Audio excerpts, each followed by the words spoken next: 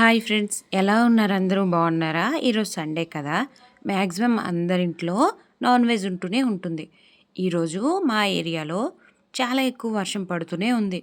కాబట్టి దూరం వెళ్ళి బజార్లోకి వెళ్ళి ఏమైనా తెచ్చుకునే అంత ఈరోజైతే వీలు పడలేదు. కాబట్టి మాకు దొరికినంతలో కోడిగుడ్లు మాత్రమే ఉన్నాయి.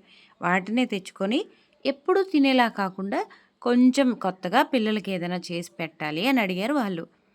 ఈ రెసిపీ అయితే మనది కాదు. మన ముందు తరాల వాళ్ళు అంటే మా అమ్మమ్మ ఆ టైంలో బాగా తినేవారు. మనమైతే అంతగా ఇష్టపడం కూడా. ఎందుకంటే ఇందులో చింతపండు పులుపు వేస్తాము, బెల్లం వేస్తాము. కాబట్టి కోడిగుడ్లో చింతపండు పులుపు, బెల్లం వేస్తే రుచి ఎలా ఉంటుందో మీకు తెలీదు కదా! చాలామందికి తెలిసే ఉంటుంది.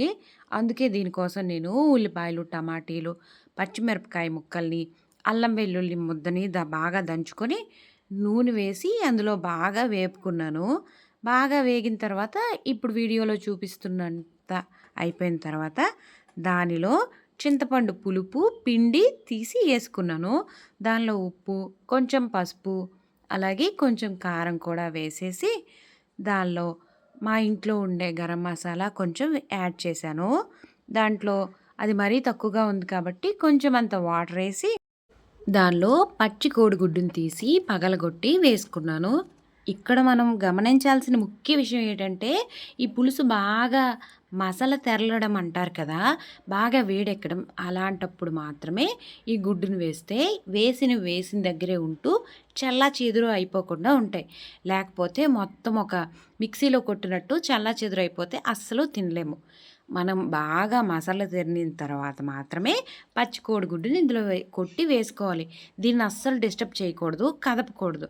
ఒక 10 మినిట్స్ పాటు అలా వదిలేయాలి.